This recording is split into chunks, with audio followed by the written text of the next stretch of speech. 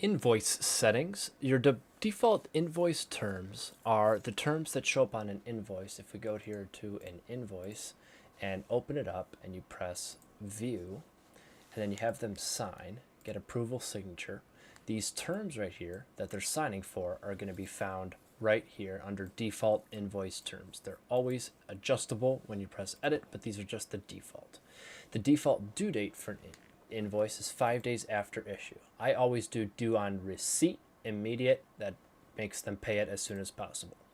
You can send overdue invoices within the overdue invoice notices, in the OrbisX system if you'd like. You can just drop that, and then you can send them every 30 days. This is really good for like companies, people that don't really pay on time. And then if you want to send new invoices to different people, you can put in their emails. For example, aaron@orbisx.com, and I'll put a comma there. It'll populate that email, and then every new invoice will also get sent to my email there. If you have any admin fees for whatever reasons, you can put that in. That's a dollar amount per admin per invoice for the admin, and that may be good for franchises, etc. It is, yep, and it's automatically applied as a line item.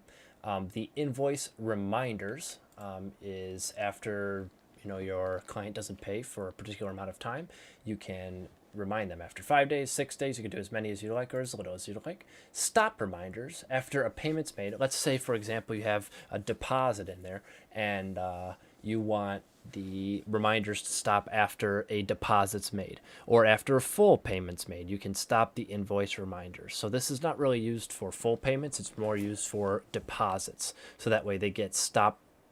So basically you can use this as a deposit reminder as well with this setting here.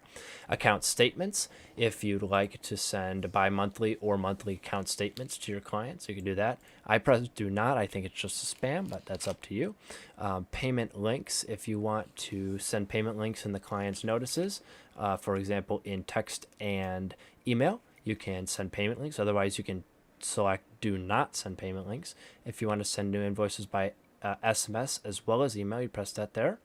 This is for disabling your staff from deleting invoices, so they'd have to talk to a manager or admin to delete invoices. HTML invoice descriptions shows up those little, I don't think it's going to populate on this invoice, but it would show up like a bunch of like HTML code like that, and you can disable that. Auto copy services, when you create a new invoice directly from an event, you can disable the auto copy of the services. The same thing goes with packages. Invoice QR codes, some jurisdictions actually require that they have the invoice QR codes. So disable those unless your jurisdiction requires it. Partial payments, this is considered a deposit, and your client basically won't be able to pay a partial payment. So when they're making a payment, okay, like on a payment page, it says different than deposit. So when you're making a payment, let's say the payment's 300, and they try and put in that they're paying like 250 out of 300, then it will not allow them. They have to pay the full amount. Okay. Event auto invoices, create invoice on event complete. So right when you press the green complete button on an event, it will create an invoice automatically, and then you use these buttons up here, disable auto copy services and packages. That would link to this setting here. Invoice job photos, include a link to job photos with the invoice notice. You can have the job photos selected. Quick type services, packages, and upsells.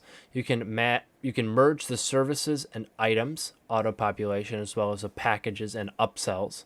Okay, so what this means is when you are doing quick type, like for example, you are adding in a line item, let's just do a dealer service, like all these quick types, you can merge, you can have these be services, packages, and upsells.